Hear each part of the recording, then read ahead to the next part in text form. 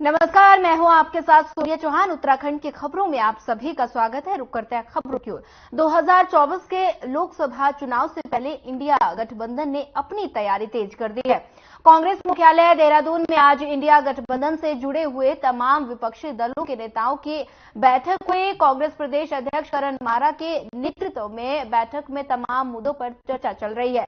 बैठक में Samajwadi party, CPM, Bhakpa माले, उत्तराखंड महिला मंच, समाजवादी पार्टी के साथ ही तमाम सामाजिक संगठन से जुड़े प्रतिनिधि उपस्थित हैं। बैठक में 2024 के इलेक्शन पर चर्चा की जा रही है। तमाम जनहित से जुड़े मुद्दों को लेकर भी बैठक में चर्चा की जा रही है। कांग्रेस प्रदेश अध्यक्ष करण मारा समेत तमाम विपक्षी दलों के नेताओं ने 2024 के इलेक्शन में बीजेपी को सबक सिखाने का दावा किया है।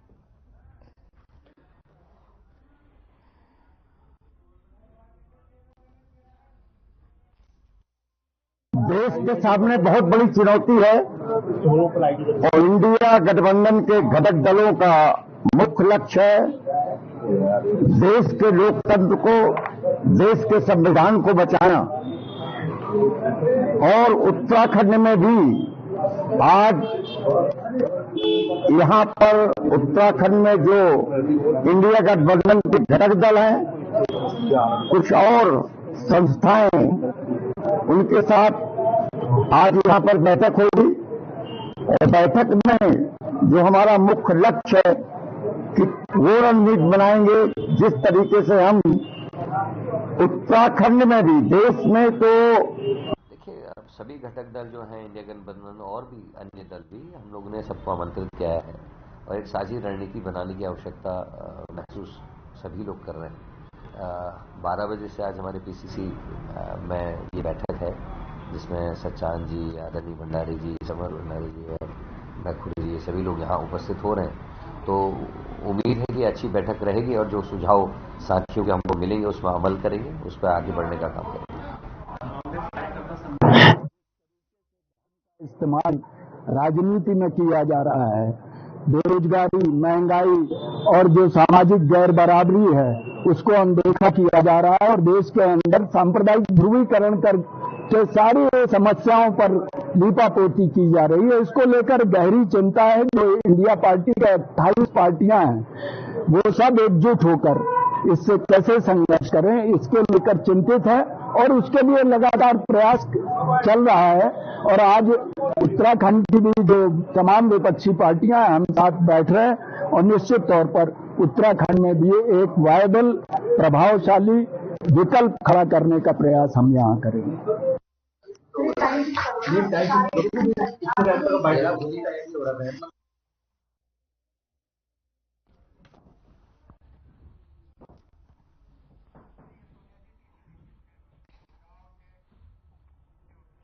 मंगलूर विधानसभा में कांग्रेस का कुनबा लगातार बढ़ता जा रहा है। कांग्रेस छोड़ बसपा में गए मगरूब कुरैशी ने एक बार फिर कांग्रेस का दामन थाम लिया। उन्होंने प्रेस कॉन्फ्रेंस के माध्यम से उसकी जानकारी दी और उन्हें कांग्रेस अल्पसंख्यक मोर्चे का जिला अध्यक्ष बनाया है और 27 जनवरी को एक बड़े कार्यक्रम के दौरान उन्हें पत्र भी सौंप दिया जाएगा। इस मौके पर कांग्रेस के वरिष्ठ नेता और पूर्व राज्य मंत्री आदित्य राणा के साथ युवा मोर्चा के पूर्व महासचिव परवेज अहमद समेत कई कांग्रेस के कार्यकर्ता शामिल रहे। वहीं पूर्व राज्य मंत्री आदित्य राणा ने चुनाव की बागडोर संभालेंगे।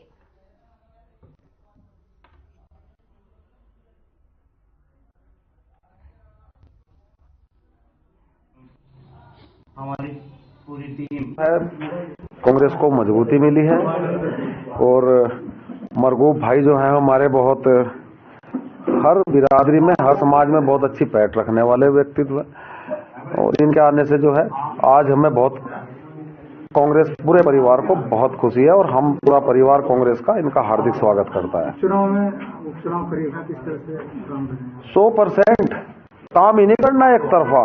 काजी निजामुद्दीन जी जो है जीत की ओर जा रहे हैं और इंशाल्लाह 100% हम विधानसभा भी और लोकसभा भी जो है कांग्रेस की झोली में जा रही है। तो उपचुनाव के साथ साथ रोज परिवार बढ़ रहा है। आप देखिए, आज भी आपको खुशखबरी मिली है कांग्रेस कल फिर मिलेगी, परसों फिर मिलेगी। रोज जो है, जो भी रूठे हुए थे या जो भी आपसी मतभेद थे वो दूर हो रहे हैं और कांग्रेस का परिवार रोज बढ़ने की ओर है।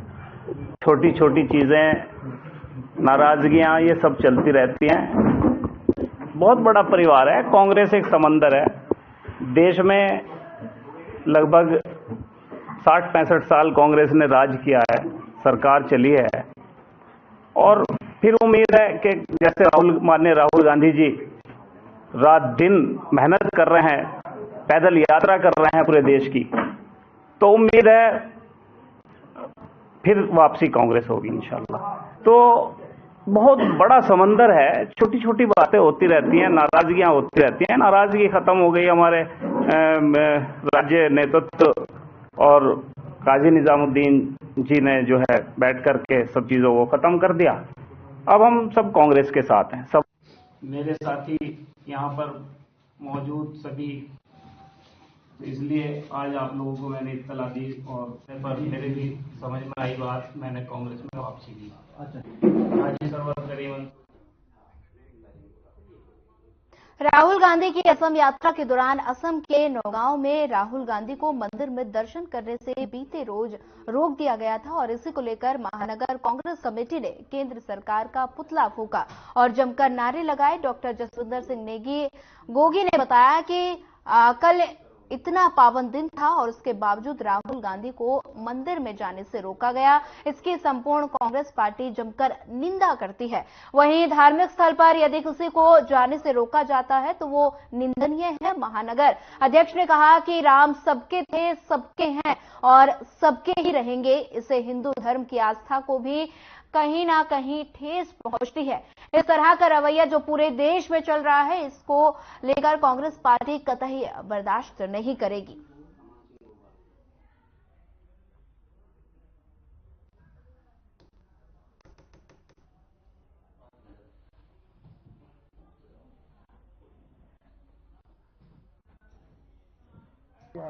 कल इतने पावन दिवस पे जो रोका गया है, उसकी कितनी भी कड़े शब्दों में निंदा की जाए उतनी कम है। और किसी भी भले मंदिर हो, गुरुद्वारा हो या कहीं कोई धार्मिक स्थल पे किसी को रोका जाता है तो बहुत गलत है। और राम हमारे थे, हमारे हैं, हमारे रहेंगे। और सनातन धर्म के किसी भी सनातनी को या हिंदू को मंदिर में जाने से रोकना बहुत ही गलत है और कहीं ना कहीं लोकतंत्र को खतरा है और ये बिल्कुल हम लोग बर्दाश्त नहीं करेंगे। जितने रवैया जो इस देश में चल रहा है इसको हम लोग बर्दाश्त नहीं करेंगे। किसी के विरोध में आज हम लोगों ने पुतला दहन किया।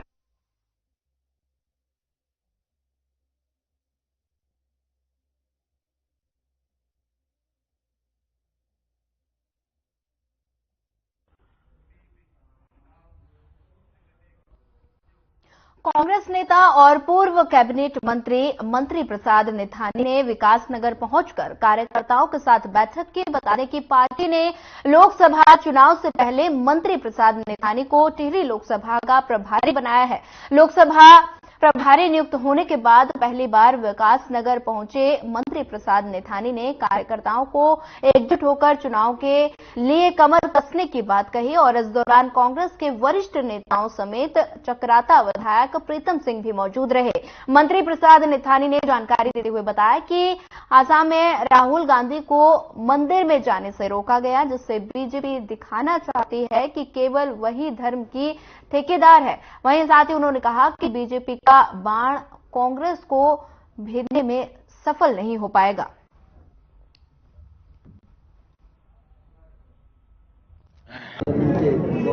चलाती कांग्रेस जो है फूलों से बात करती है। बीजेपी का जो रामबाण जो आप कह रहे हैं ये उनके दृष्टि से होगा।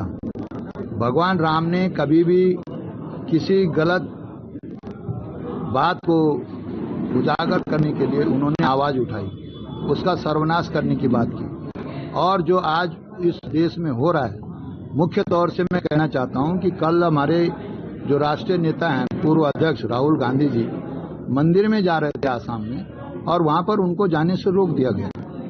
तो आखिर में बीजेपी वाले चाहते क्या हैं? क्या केवल जो धर्म है इन्हीं का यही ठेकेदार है? ये हिंदुस्तान केवल धर्म के नाम पे नहीं चल सकता। सर्वधर्म समानत्व स्वदेश स्पर्श भावना, तो इस भावना को लेकर के कांग्रेस चलती है। और इस तरीके से जो बीजेपी ने, जैसे आपकी भाषा है बोलने का, कि रामबाण चलाया, ये हम बाण बूण की कोई परवाह नहीं करते हैं। कांग्रेस का जो सीना है वो बहुत मजबूत है। आजादी की लड़ाई से लेकर के और दो प्रधानमंत्रियों की शहादतों को दे करके, और आज भी कांग्रेस जो है लगातार देश के माहौल में जो ये खराबी ला रहे हैं उसको जोड़ने का काम कर रही है। तो ये जो बीजेपी का जो राम बाण चलाया है, ये बाण जो है ये कांग्रेस को नहीं भेद पाएगा। हमारा जो कांग्रेस का जो सीना है वो धर्मनिरपेक्ष है। कांग्रेस का सीना भारत की आत्मा है और इस आत्मा की बदौलत ही हम पार्लियामेंट का चुनाव जीतेंगे।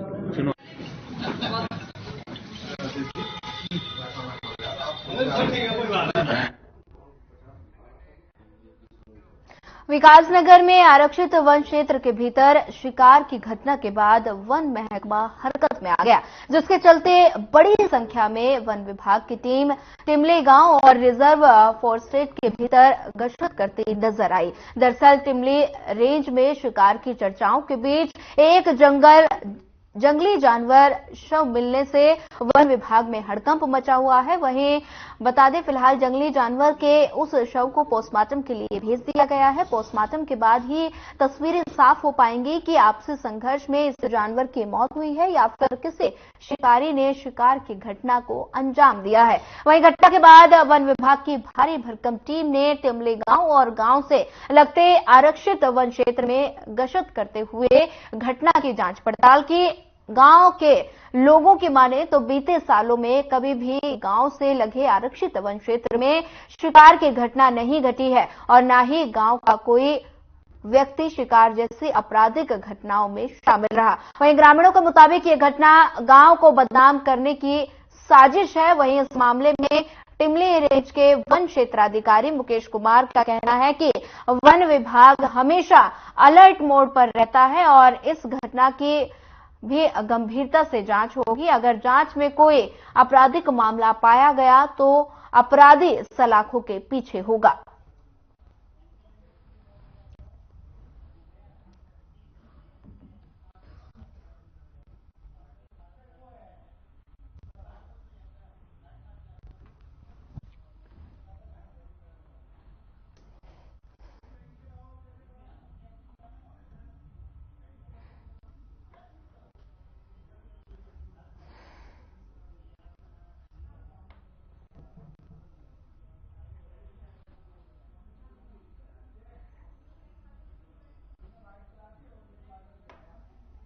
कार्रवाई है और कुछ संदिग्ध हमें पता चले हैं जिनके लिए भी उस साक्ष्य संकलन की कार्रवाई की जानी है और पूर्ण साक्ष्य संकलन के उपरांत ही उसके आधार पर की जाएगी। अभी पोस्टमार्टम की रिपोर्ट आने में थोड़ा समय लग सकता है। उस पोस्टमार्टम की जो रिपोर्ट आएगी उसके आधार पर और जो यहाँ से साक्ष्य संकलन की कार्रवाई होगी उसके आधार पर दोषियों के खिलाफ कार्रवाई की जाएगी। चूंकि टिमली जो गाँव है ये एक वन क्षेत्र के चारों तरफ से वन क्षेत्र से घिरा हुआ है और यहाँ के ज्यादातर लोग वन पर जलोनी लकड़ी हेतु आश्रित है। तो हमारे द्वारा इस पर एक पूर्ण सख्ताई की गई है कि जलोनी लकड़ी का जो हक हकूक हेतु निर्धारित परिवार हैं उन्हें ही हक हकूक का लाभ मिले। किंतु देखा गया है कि यहाँ पर कुछ लोग कमर्शियल एक्टिविटीज जलोनी लकड़ी की कर रहे थे जिन पर हमारे द्वारा सख्ताई की गई है और जिससे कि वन संपदा का कमर्शियल दोहन ना हो और ये लगातार जारी रहेगा आगे इस रोकथाम की कार्रवाई।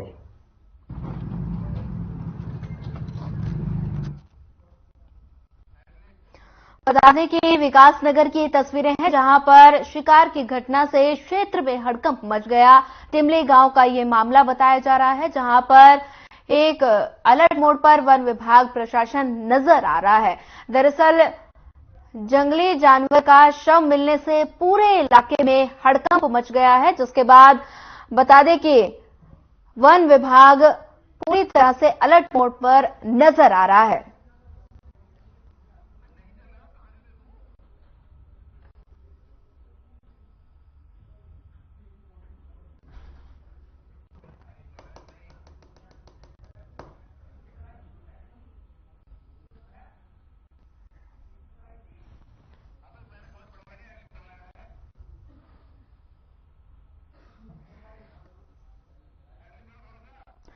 बता दें कि विकासनगर की तस्वीरें हैं जहां पर अलर्ट मोड पर वन विभाग प्रशासन नजर आ रहा है। दरअसल शिकार की घटना से क्षेत्र में हड़कंप मच गया और टिमली गांव का ये मामला बताया जा रहा है। दरअसल बता दें कि जंगली जानवर का शव मिलने से पूरे इलाके में हड़कंप मच गया, जिसके बाद वन विभाग प्रशासन पूरी तरह से अलर्ट मोड पर नजर आ रहा है।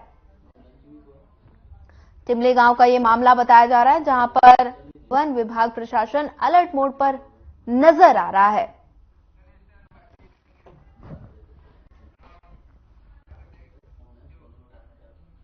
अयोध्या के श्री राम जन्मभूमि मंदिर में प्राण प्रतिष्ठा के मौके पर हरिपुर में भी कार्यक्रम का आयोजन हुआ। हरिपुर में यमुना नदी किनारे शिला संग्रह कार्यक्रम का आयोजन किया गया। बता दें कि यमुना नदी किनारे बनने जा रहे जमुना कृष्ण धाम के लिए शिला संग्रह का आयोजन किया गया। बीते सितंबर महीने में मुख्यमंत्री पुष्कर सिंह धामी ने भूमि पूजन किया था। वहीं आपको बता दें कि यमुना नदी किनारे करीब 7.5 करोड़ के लागत से घाट और यमुना कृष्ण धाम का निर्माण किया जाएगा।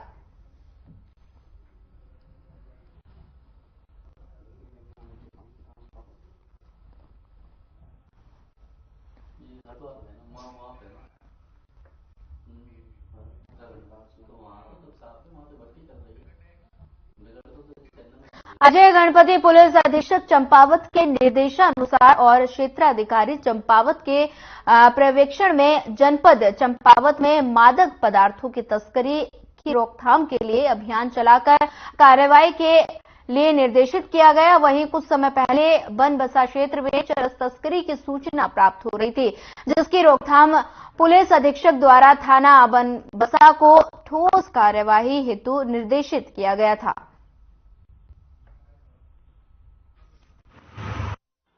थाना बनबसा की टीम और एसएसबी के संयुक्त चेकिंग के दौरान कल शारदा नदी के तटबंध पे पिलर नंबर 805 के पास में 2 नेपाली अभियुक्तों को पकड़ा गया, जिनके पास से लगभग 6 किलो 565 ग्राम अवैध चरस बरामद हुई।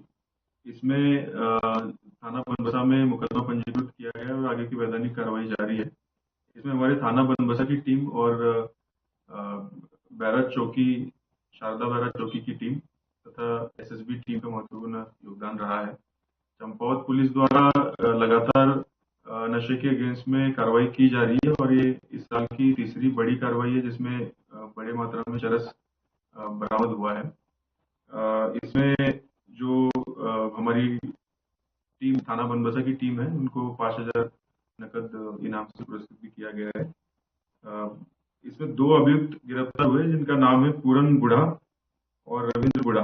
ये 28 से 29 साल के बीच में इनकी उम्र है और ये दोनों ही नेपाल के रहने वाले हैं, जिला बजांग कंचनपुर। और इनके पास से लगभग 6 किलो 565 ग्राम अवैध चरस बरामद हुई है। जहां देश भर में अयोध्या रामलला की प्राण प्रतिष्ठा पर लोग जश्न में डूबे हुए हैं, वहीं अपने अपने तरीके से आस्था दिखा रहे हैं। ऐसे में उधम सिंह नगर की एक महिला ने एक ऐसी अनोखी पेपर से बनी ड्रेस तैयार की जिसे देखकर आप खुद सोचने पर मजबूर हो सकते हैं। पेपर क्वीन के नाम से जाने जाने वाली महिला ने पेपर से 251 बार राम लिखकर ड्रेस तैयार कर पहनी है। और जबकि आमतौर पर कपड़े से बनी ड्रेस तैयार करते हैं, लेकिन पेपर से बनी ये ड्रेस आज चर्चा का विषय बनी हुई है। इस महिला ने अब तक लगभग 70 से ज्यादा ड्रेस तैयार की है और अब रामलला की प्राण प्रतिष्ठा के मौके पर ऐसी पेपर से ड्रेस बनाकर एक बार फिर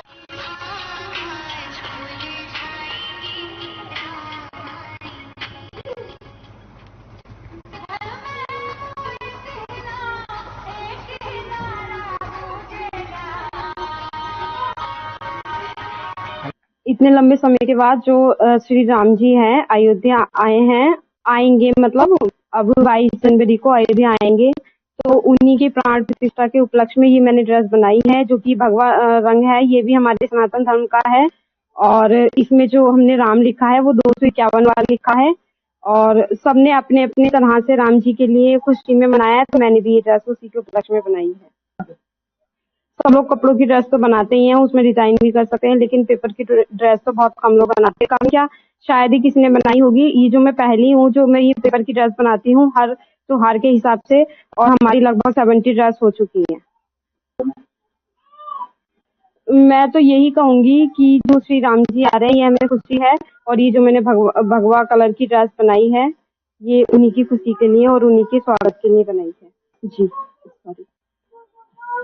राम आएंगे तो अंगना सजाऊंगी, राम आएंगे तो अंगना सजाऊंगी, मेरी झोपड़ी के भाग आज खुल जाएंगे। राम आएंगे, राम आएंगे तो अंगना सजाऊंगी।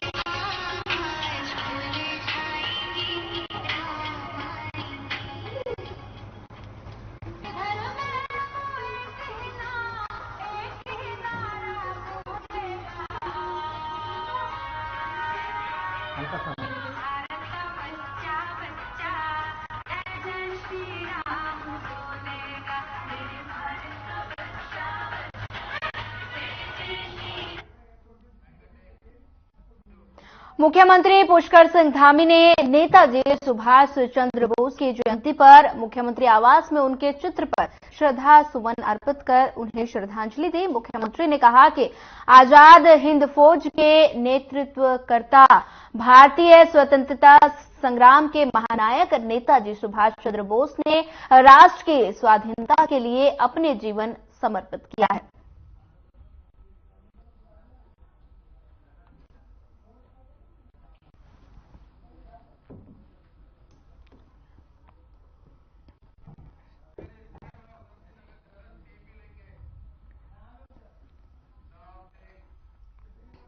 चलिए बढ़ते हैं अगली खबर की ओर। अगली खबर उधम सिंह नगर के सीमांत खटीमा में उत्तराखंड मुख्यमंत्री पुष्कर सिंह धामी के गांव नराला तराई स्थित रामलीला ग्राउंड में आदर्श रामलीला कमेटी के अध्यक्ष दान सिंह धामी के नेतृत्व में श्री रामलला प्राण प्रतिष्ठा के अवसर पर भव्य कार्यक्रम का आयोजन किया गया। इस दौरान रामलीला ग्राउंड में विधिवत महाहवन यज्ञ और पूजा अर्चना की गई। वहीं भारी संख्या में श्रद्धालु, महिलाओं, पुरुष, बच्चों और क्षेत्र के गणमान्य व्यक्तियों ने विभिन्न मार्गों पर जय श्री राम के नारे लगाते हुए शोभा कलश यात्रा भी निकाली।